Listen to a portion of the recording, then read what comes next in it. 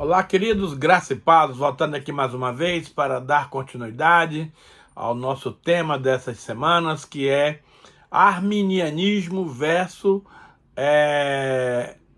calvinismo. Dando sequência ao que vimos na semana passada, mas agora vamos ter uma palavra de oração antes que entremos direto no assunto. Pai, muito obrigado pelo Senhor nos permitir falar de algo tão importante como essas duas correntes teológicas, Senhor, na qual há tanta divergência, tantos embates entre uma e outra. Nós queremos pedir, Pai, que o Senhor me capacite, através do Espírito Santo, derramando sobre mim agora uma unção poderosa para que eu possa, Senhor, transmitir com fidelidade, com verdade, os assuntos desse tema. Que o Senhor também conceda aos nossos ouvintes que eles recebam um espírito de revelação e de sabedoria no pleno entendimento dessa palavra. E a Ti, Pai, desde já, nós Te damos toda a honra, toda a glória e todo louvor, e o fazemos em nome de Jesus. Eu espero, meus queridos, que depois de vocês ouvirem a ministração desse tempo, você possa formar um conceito bíblico a respeito do calvinismo e do arminianismo. Você vai escolher a corrente que você vai optar baseado na direção que o Espírito Santo vai lhe dar. Obrigado, Senhor. Peço que o Senhor agora assuma, Pai, através da minha vida, o controle dessa ministração. E desde já, Senhor, nós queremos dar a Ti toda a honra, toda a glória e todo louvor, e o fazemos, Pai, em nome de Jesus. O calvinismo, queridos, diz que somos escolhidos. Deus escolhe incondicionalmente quem Ele misericordiosamente o atrai para a fé. Os calvinistas não possuem 5 pontos para definir o que acreditam. Os calvinistas escreveram a sua visão do que é a salvação e como ela acontece debaixo da soberania de Deus. Quando os arminianos leram isso, disseram: aqui estão 5 pontos onde discordamos. E foi assim que surgiram os 5 pontos. Se quisermos falar sobre aspectos fundamentais das diferenças soteriológicas entre calvinistas e arminianos, temos que fazer isso analisando um por um, calvinismo e arminianismo em relação aos 5 pontos. Então, vamos lá. Primeiro, depravação. O calvinismo destaca que o ser humano é tão depravado e rebelde que é incapaz de confiar em Deus sem que a graça de Deus antes mude seu coração para que ele não creia, para que ele então creia e tenha a necessária disposição de acreditar. Veja, realmente o ser humano, após a experiência do Jardim do Éden, se tornou depravado, se tornou pecaminoso, se tornou realmente algo difícil. Nisso todos nós concordamos. Mas Deus não vai transformar alguns em detrimento de condenar outros. Vamos ver o que Armínio fala aqui. Os arminianos dizem a respeito da depravação que a humanidade é depravada e corrupta, mas que são capazes de desenvolver um impulso decisivo de acreditar em Deus com assistência divina e abrangente que Deus dá a todos, ou seja, mediante o mover do Espírito Santo. É por isso que o Senhor recomendou que o Evangelho fosse pregado a todas as criaturas, por todo o mundo. E o Espírito Santo é aquele que convence o homem do pecado, da justiça e do juízo. É claro que sem a atuação do Espírito Santo, ninguém se converte. Isso aí está muito patente. Mas há uma divergência grande entre um e outro conceito. Número 2, a eleição. Calvinistas dizem que somos escolhidos. Deus escolhe incondicionalmente aqueles que Ele misericordiamente traz para a fé e outros serão deixados na rebelião. Gente, isso aqui não tem cabimento, porque Deus ama a todos os seres humanos. João 3,16 é claro. Porque Deus amou o mundo de tal maneira que deu gratuitamente seu Filho unigênito, para todo aquele que nele crê, não pereça, mas tenha a vida eterna. Então, Deus apresenta os fatos e o homem escolhe que caminho que ele quer seguir. Isso aí é claro e evidente. Arminianos dizem que Deus nos escolheu, eleitos para a salvação, todos aqueles que ele sabia previamente que iriam acreditar através da fé e da vontade pessoal. Nesses indivíduos, Deus não produz fé, apenas reconhece a fé que já teriam. Então, você percebe que é bem sutil a diferença entre um e o outro, né? Mas não adianta você querer tirar a responsabilidade do homem do assunto e jogar para Deus. Não, não, não. Deus deseja que todos os homens sejam salvos. E para isso, ele enviou seu Filho como propiciação para os nossos pecados. Mas você precisa reagir. Você precisa decidir. A vontade é uma coisa que Deus não interfere no ser humano. Por isso ele nos deu livre arbítrio. Vamos ver o que ele fala sobre expiação.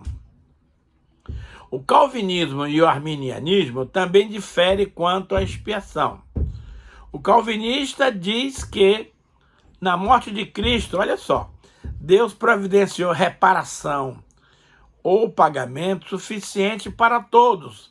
Porém, essa expiação só é efetiva para os eleitos, ou seja, a morte de Cristo pagou para os eleitos o acesso à nova aliança prometida por Deus, o qual oferece aos escolhidos fé e perseverança. Esse texto choca com aquela informação que diz que um morreu. Logo, Cristo morreu por todos. Logo, todos morreram. Então, Cristo não morreu para meia dúzia de escolhido e deixou os outros de fora. Não. A expiação é global para todo ser humano. Porém, só vai usufruir dele aquele que aceitar o sacrifício de Cristo lá da cruz do Calvário. Os arminianos dizem que na morte de Cristo, Deus providenciou reparação suficiente para todos e fez de tal forma que a expiação seria válida através da fé do indivíduo, sendo que a este compete a atitude decisiva, não a Cristo. O que quer dizer é que a fé em si não foi adquirida pela cruz, mas a cruz não proporciona a fé. A cruz proporciona o pagamento dos seus pecados. O homem precisa desejar aquilo que a cruz oferece, ou seja, o perdão dos pecados. É aberta a todos, é oferecida a todos, porém, só os que recebem, só os que aceitam é que vão receber este benefício. Novo nascimento. Calvinista diz que o novo nascimento é a ação de Deus em nossos corações que traz o desejo da fé que salva. Os arminianos dizem que o novo nascimento é a resposta de Deus à fé humana que deseja a salvação. Perseverança. Calvinistas dizem que Deus trabalha de forma infalível para nos preservar na fé e que os verdadeiramente nascidos de Deus nunca se perderão. Isso vale somente para aqueles que realmente nasceram de novo. Arminianos dizem que Deus preserva o seu povo, mas ele nem sempre impede que alguns nasceram de novo caiam e sejam destruídos. Então, qual é a forma de um pai explicar tudo isso para o seu filho? São conceitos difíceis.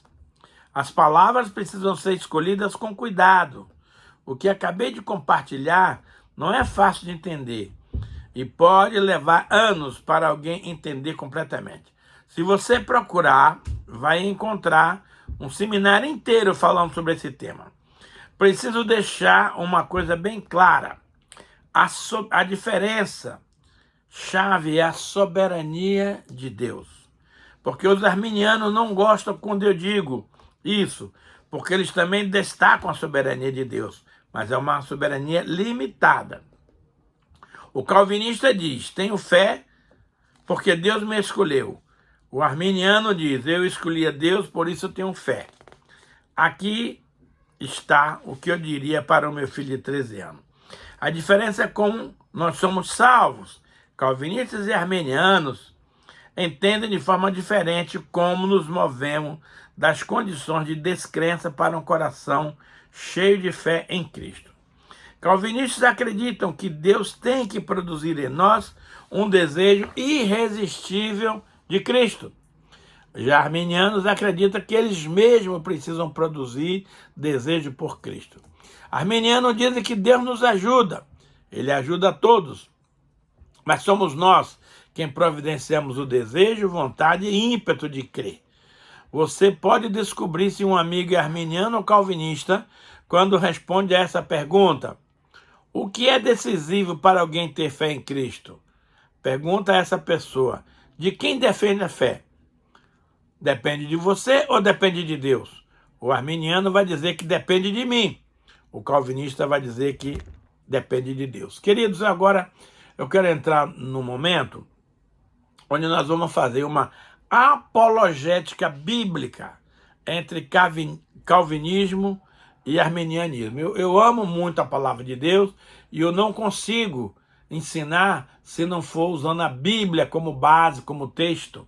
Então, nós vamos ter aqui agora versículos que falam a respeito do assunto ao qual estamos debatendo. Então, veja bem, no calvinismo, a depravity total, ou seja, total depravação, todos os homens nascem totalmente depravados. Nisso todo mundo concorda, não há divergência aqui. Incapazes de salvar ou de escolher bem em questões espirituais. O pecado original, praticado por Adão e Eva no início da criação do mundo, fez com que toda a humanidade nascesse má e em pecado. Para que essa realidade seja transformada e pratique o bem, o homem precisará da graça de Deus. Vamos ver o que nos diz Tito 2, 11 a 14.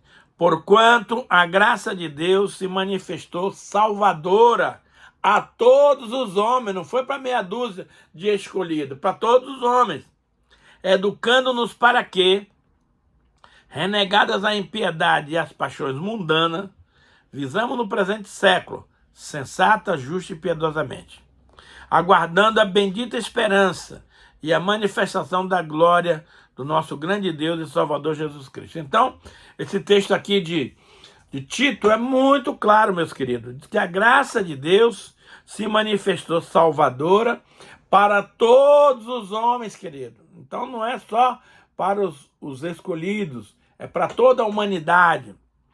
Ela nos educa, renega as impiedades e paixões mundanas e que precisamos viver no presente século, sensata, justa e piedosamente, aguardando a bendita esperança e a manifestação da glória do grande Deus e Salvador Jesus Cristo, quando ele fará o seu regresso à terra para buscar a sua amada igreja, o qual a si mesmo se deu por nós, a fim de remirmos de toda iniquidade e purificar para si mesmo um povo exclusivamente seu, zeloso e de boas obras. Aqui você percebe que a graça do Senhor ela é aberta para toda a humanidade, ela não privilegia uma pequena parcela da sociedade. Agora, outra coisa muito importante que o homem jamais conseguiria se não fosse a ajuda do Espírito Santo. João 16, 8 a 11 diz assim, quando ele vier, e aqui ele está falando do Espírito Santo, ele convencerá o mundo do pecado, da justiça e do juízo. Do pecado porque não crê em mim. Da justiça porque eu vou para o Pai e não me verei mais. Do juízo porque o príncipe desse mundo já está julgado.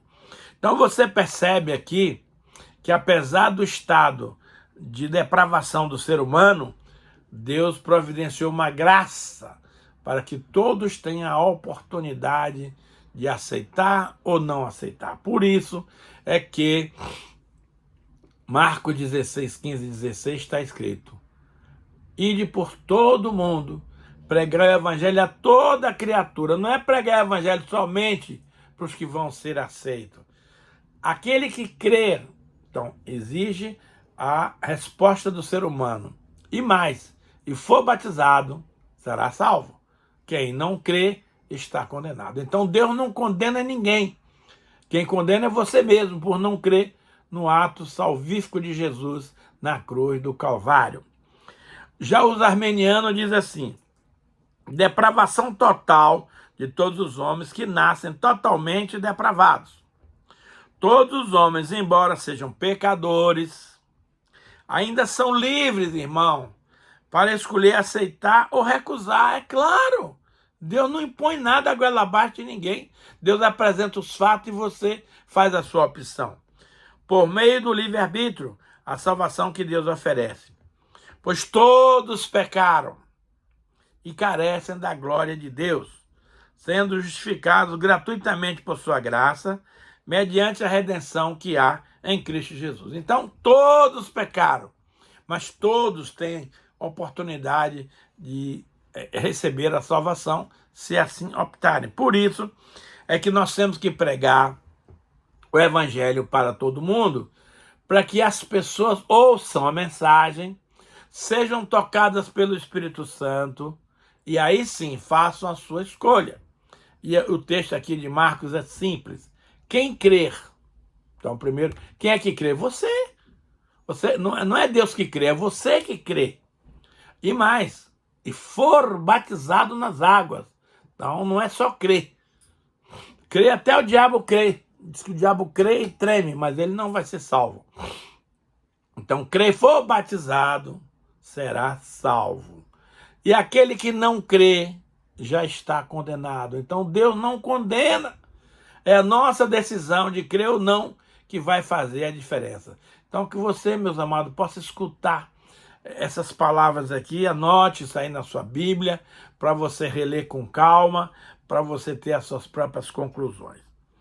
Na questão da eleição incondicional, o calvinismo diz: Deus predestinou para a salvação, dentre todos os seres humanos decaídos, um grande número de pecadores por graça, sem qualquer mérito humano ou obra de fé prevista nele. Também Deus predestinou seres humanos pecadores para a condenação eterna do inferno. Meu querido, pelo amor de Deus, isso aqui não tem o menor fundamento. Deus não criou o inferno para o homem. A Bíblia diz lá em Mateus 25, 41, 42, não me lembro agora, que Deus criou o inferno para Satanás e seus demônios. Não foi para o homem. Deus não quer que o homem se perca. Então, essa questão que, bom, se Deus deseja que todo mundo seja salvo, então isso é mentira. Se Deus deseja que todo mundo seja salvo e ele predestinou uma boa parte para o inferno, peraí, meu amado, não tem nenhuma teoria válida nisso aí não tem nenhuma verdade. Meu querido, ouça isso e tome a sua posição. Isso não pode acontecer. Deus não quer que ninguém vá para o inferno. Por isso, ele enviou a solução que foi Jesus. Deus deu o que ele tinha de mais precioso, que era seu Filho unigênito. Para quê? Para que ninguém pereça, mas todos tenham a salvação. Então, por favor, calvinista, pega leve aí, porque essa palavra aí não tem a menor condição. A salvação do homem não depende dele próprio, mas da vontade de Deus. Está errado. A vontade de Deus é que todos sejam salvos. Então, você vê como isso aí é complicado. Mas da vontade de Deus que escolheu os salvos em um mundo de pecadores. Olha o detalhe aqui que eu já venho falando há vários momentos. 1 Timóteo 2, 3 a 5 diz assim: isto é bom e aceitável diante de Deus, nosso Salvador, o qual deseja que todos os homens sejam salvos e cheguem ao pleno conhecimento da verdade, porquanto há um só Deus e um só mediador entre Deus e os homens, que é Cristo Jesus, homem. Meu amado, por favor, marque na sua Bíblia de caneta esse versículo aqui, que ele vai jogar por terra toda aquela ideia de Calvino, de que Deus escolheu uns para a salvação, outros para a condenação, não tem o menor cabimento, não tem a menor base bíblica. Agora, olha um detalhe importante aqui. Romanos 8:29. Porquanto aos que de antemão conheceu de antemão, um conhecimento prévio, também os predestinou para quê? Para serem conforme a imagem de seu Filho, a fim de que ele seja o primogênito entre muitos irmãos. Querido, quando Jesus veio ao mundo, nascido de uma Virgem, Maria, ele era o unigênito de Deus, ou seja, filho único. Depois que ele veio aqui, viveu 33 anos e meio, escolheu uma equipe de 12, realizou a salvação, foi para a cruz, pagou o preço muito alto pelo seu resgate e pelo meu resgate. E Deus não nos salvou para viver aqui dissolutamente, responsavelmente. Então, o que é que acontece? Quando Jesus voltou, depois que ele morreu e ressuscitou, ele voltou como primogênito. Aí já não é mais o unigênito. O primogênito significa que ele é o primeiro entre muitos irmãos. Então, o propósito de Deus para mim e para você é que nós sejamos iguais a Jesus. Ele nos predestinou para isso. Agora, amado, predestinação não é predeterminação. Eu posso rejeitar a predestinação e não querer ser igual a Jesus. Eu conheço muitos crentes aí que não querem ser igual a Jesus. Aí, meu amado, você não vai para o céu. Jesus é primogênito. Eu e você somos segundogênito, terceirogênito, quartogênito, e aí a sequência vai. Então preste atenção nisso. Deus nos escolheu de antemão. Não foi para salvação apenas, mas para ser igual a Jesus. Porque Jesus é o Filho de Deus. E eu e você também somos filho de Deus. Porém, nós precisamos seguir os caminhos do Mestre. Praticar os ensinamentos do Mestre. Obedecer ao Mestre. Fazer as coisas que o Mestre nos recomenda. Não é ser salvo agora. Daqui a pouco nós vamos ver lá na frente. Uma vez salvo, sempre salvo. Conversa fiada. Se você não perseverar na fé, na obediência, no amor, você não vai continuar salvo coisíssima nenhuma. Então, meus amados, nós somos predestinados por Deus para serem iguais a Jesus. Muito ser humano acha essa missão impossível. Jesus é Jesus e eu sou... Não. Jesus viveu nessa terra, querido, como um homem natural. Ele foi cheio do Espírito Santo e por isso ele pode fazer milagres, obedecer e seguir o caminho. Só que ele não desconheça que esse mesmo Espírito Santo que habitava em Jesus, hoje ele habita em você e em mim. Então nós temos plena condição de obedecer, de cumprir a palavra, de ser igual a Jesus. E se você não tem na sua mente esse propósito, esquece. Cristianismo passa a ser uma religião vazia.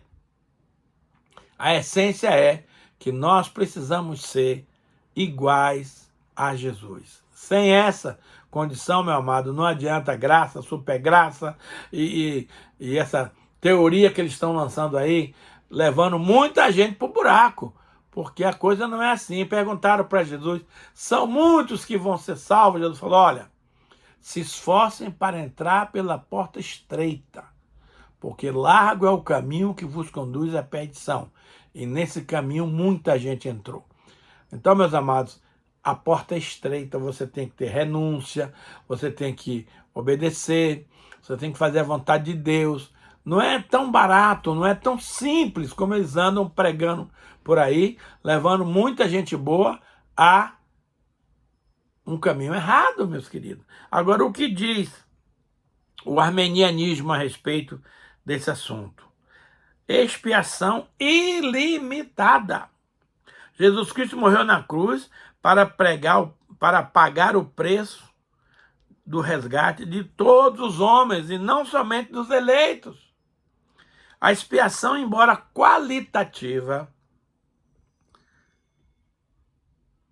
qualitativamente suficiente a todos os homens, só é eficaz para aqueles que exercem fé. Olha que versículo extraordinário aqui, está em 2 Coríntios 5, 18 e 19. Ora, tudo provém de Deus, que nos reconciliou consigo mesmo, por meio de Cristo, e nos deu o ministério da reconciliação. A saber, que Deus estava em Cristo, reconciliando consigo o mundo, não imputando aos homens as suas transgressões, e nos confiou a palavra da reconciliação. Gente, eu fico impactado com essa revelação. Imagine vocês que quando Cristo foi pregado naquela cruz, Deus estava com ele. Para quê, meu pastor? Para não imputar aos homens as suas transgressões. Deus estava ali para liberar um perdão geral e irrestrito para toda a humanidade. Olha que coisa extraordinária. Deus estava em Cristo reconciliando consigo o mundo. O mundo estava irreconciliável. Os homens normais são inimigos de Deus.